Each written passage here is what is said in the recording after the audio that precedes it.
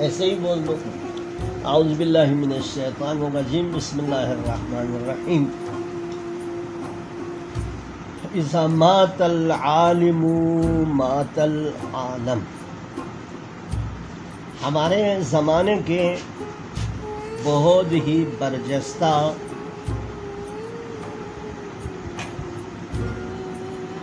عالم باعمل اور مخلص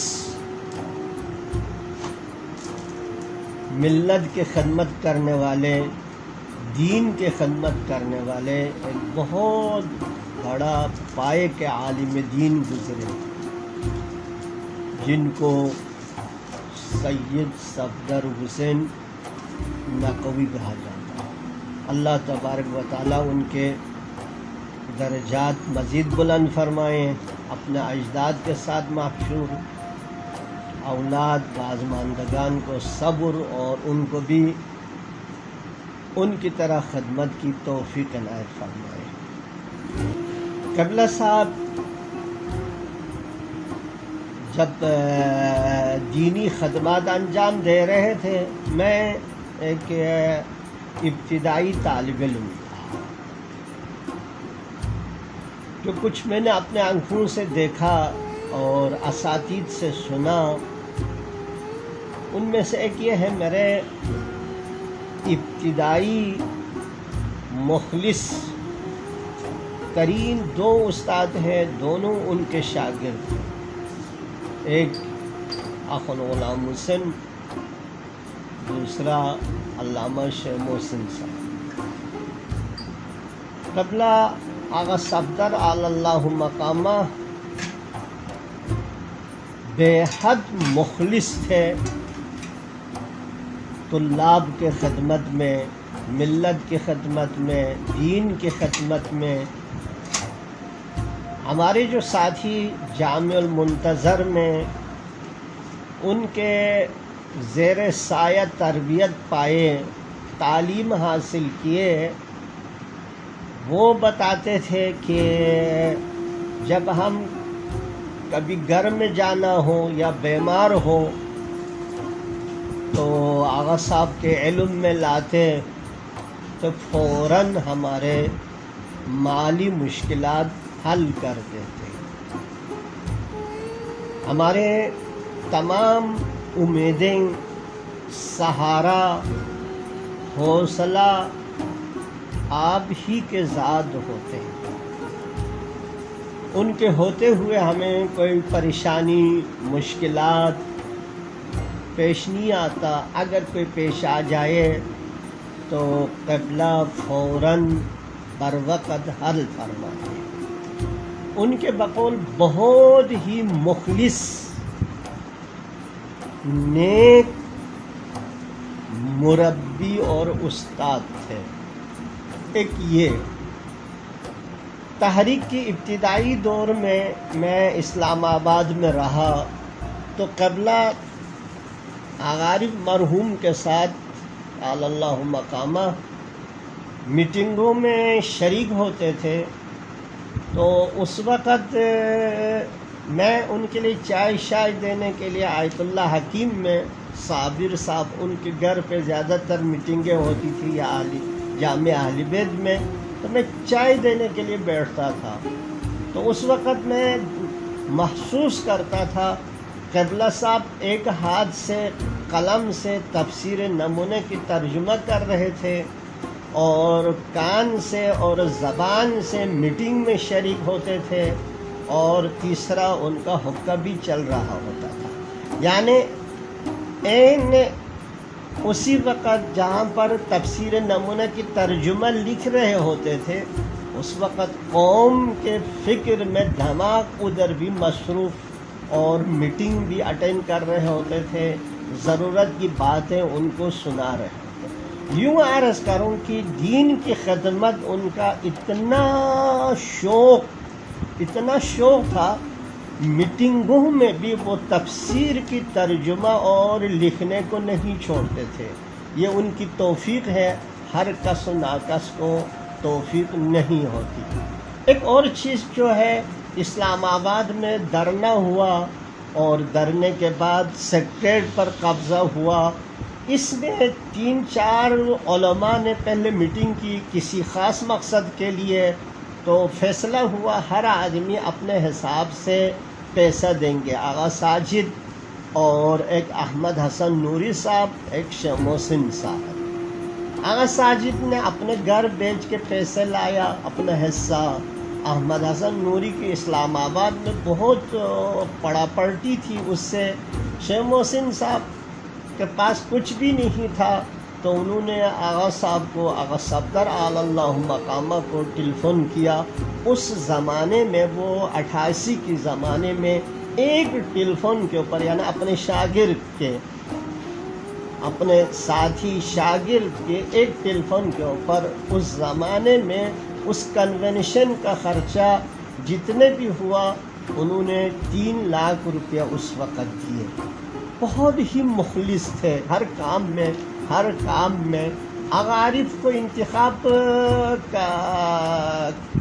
کرنا، مفتی صاحب رحمۃ اللہ علیہ کے انتقال کے بعد قیادت کا مسئلہ آیا، تو شیخ محسن صاحب نے آغا صاحب سے گزارش کی، بہتر ہے کہ آپ ہی تشریف لائیں، اس منصب کو قبول فرمائیں اور آپ قائد بن جائے۔ قبلہ نے مرحوم نے فرمایا آل اللہم میں نہیں آتا ہوں، تو انہوں نے شیخ محسن نے کہا تو بہتر ہے یہ پٹھان اس کو لائے۔ تو آغا صفدر صاحب اتنے مخلص تھے، فوراً کہا ہاں آپ نے بہت اچھا بتایا، یہ مخلص آدمی ہے۔ اسی طریقے سے انہوں نے اپنی جگہ پر، جو ان کا اپنا حق تھا، اپنا منصب تھا، آگے نہیں آیا، وہ دیکھا عارف زیادہ بہتر ہے ان کی نگاہ میں حقیقت تو الگ ہے، لیکن سب کچھ قربانی دے کر آغا عارف رحمۃ اللہ علیہ کو آگے لایا اور آخر تک ان لوگوں کے ساتھ دیتے رہے۔ ایک اور چیز جو ہے وہ ممکن ہے مومنین کا فائدہ ہو، دوسروں کو فائدہ ہو یا نہ ہو، مفتی صاحب کے انتخاب کے بعد وقت میں ہم جامعہ اہل بیت سے ابتدائی 8 طالب علم گئے تھے، تو وہاں پر جب انتخابات کی بات ہوئی بکھر کنونشن میں، تو اس وقت اختلاف ہوا کس کو لائے کس کو نہ لائے۔ اس وقت بھی آغا صفدر رحمۃ اللہ علیہ ممبر پر تشریف لائے۔ آپ نے فرمایا میرے نگاہ میں، ہمارے نگاہ میں مفتی جعفر حسین علی اللہ مقامہ بہت انسب ہے، تو آپ نے ان کو انتخاب کروانے میں بہت کردار ادا کیے، اور قوم نے بھی ان کے ساتھ آپ کو جو ہے وہ نائب بنائے۔ تو ہم منتظر، اور اہل بیت کی طالب علموں نے اس وقت یہ نعرہ لگایا، جیسے قائد ویسے نائب، مفتی صفدر کی، یہ اس وقت کے ہم لوگوں کے بنائے ہوئے نعرے ہیں۔ بہرحال قبلہ قوم میں بھی میں ان کے پاس کئی دفعہ ان کی زیارت کے لیے گیا۔ آغا تقی صاحب اس وقت بہت چھوٹے تھے، باقی برادران کی مجھے صحیح یاد نہیں ہے۔ اس وقت بھی آپ قوم میں ہوتے ہوئے ہمیشہ طلاب کی تربیت، ملت کی خدمت، ملت کی ہدایت، اس میں مصروف رہتے تھے۔ حتیٰ قوم کے جو مراجع ہیں، بزرگان ہیں، ان سے بھی کافی اس بارے میں گفتگو کرتے تھے، طلاب کو فیسلٹیز ملے، وسائل ملے، سہولیات ملے، صحیح تربیت ملے۔ تو لہٰذا زندگی آپ نے دین کی خدمت میں، اس کے علاوہ آپ کے توفیقات میں سے ایک یہ ہے، جہاں پر کل پاکستان میں شیعوں کی گنے چنے 5 مدارس ہوا کرتا تھا، 2 کراچی میں، 2 لاہور میں، ایک پتہ نہیں ملتان میں، شیعہ میانی میں۔ اس کے بعد آپ نے کمر ہمت کس کی، اللہ نے آپ کو توفیق دیا، آپ نے ہمت کی، تقریباً پاکستان اور پاکستان سے باہر کم و بیش 200 یا 300 کے لگ بھگ دینی مدارس آپ نے تشکیل دیے، اور آج بھی وہ مدارس قائم و دائم ہیں۔ اس سے طلاب کے تربیت، ملت کی خدمت ہے، اور یہ بہت بڑی سعادت ہے۔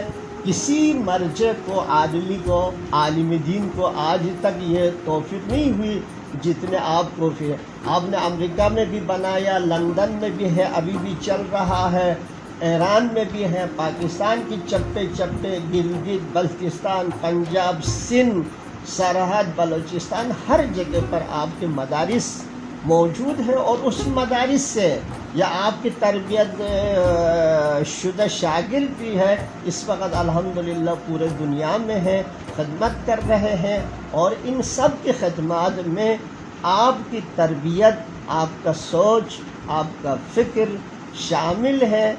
میرا دعا ہے ان کے اولاد کو بھی تقی آقا کو خصوصی طور پر توفیق دے کہ والد کے اس خدمات کو جاری رکھے، آگے بڑھائیں، ہمیں بھی ان کے طفیل اپنے اصلاح کی توفیق عنایت فرمائے۔ والسلام شیخ محسن علیکم۔ صاحب قبلہ والد صاحب کے متعلق کچھ بتاتے ہوں گے، آپ کو کچھ پتہ ہوگا، ان کے قریب تھے آپ۔ شیخ محسن صاحب کی نگاہ میں یہ ہے، آغا صفدر سے مخلص ان کی نگاہ میں اس نیلگون آسمان کے نیچے کوئی نہیں، وہ بہت مخلص مانتے ہیں۔ یہ کب اظہار کیا تھا انہوں نے؟ یہ اس وقت جب ہم طالب علم تھے، یعنی یہ ایک تو طالب علم تھے اس وقت، ایک وہ 88 کی واقعے میں، اور 88 کے بعد آپ کے انتقال کے بعد بھی ذکر فرماتے تھے، اور بھی ایک دفعہ قبل حافظ کے بارے میں ذکر آیا تو کہا کہ ہم نے پہلے آغا صفدر کو اپنا سرپرست مانے، وہ ہمارے سرپرست تھے، تو ان کے بعد ہم نے آغا حافظ کو سرپرست مانے، لہٰذا ان کے اطاعت اپنا فرض سمجھتے، تو وہ قبلہ آغا صفدر رحمۃ اللہ علیہ کو اپنے سرپرست مانتے تھے، بہت ہی مخلص مانتے تھے، بہت ہی مخلص مانتے، ابھی بھی ایسی بات نہیں ہے، ابھی بھی مانتے ہیں، لہٰذا ان کی سرپرستی میں کام کرنے کو افتخار۔ ان کی تالیفات کے بارے میں آپ کا کیا نظریہ ہے؟ ان کی تالیفات بہت ہیں، ایک دو کی بات نہیں ہے، اب میں نے ذکر کیا، بہت سارے کتابیں ہیں، ترجمے ہیں، تالیفات ہیں، اس میں یہ تھا نا، دیکھو ادھر وہ میٹنگ اٹینڈ کر رہے ہوتے تھے، یعنی ملت کے کام میں مصروف ہے، ادھر قلم بھی اس وقت چل رہا تھا ان کا، میں نے خود اپنے آنکھوں سے دیکھا کہ بہت توفیق ہے۔ دیکھو اس وقت تفسیر نمونہ ہے، اور وہ تفسیر نمونہ کی موضوعی ہے، عقائد امامیہ ہے، یہ ہے وہ، سینکڑوں کتابیں ہیں جو ان کی تالیفات ہے، ترجمے ہیں۔ میرے خیال میں پاکستان میں ان سے زیادہ قلمی میدان میں کسی اور کی خدمات شاید ہوں۔ یہ بہت شکریہ۔ اصل میں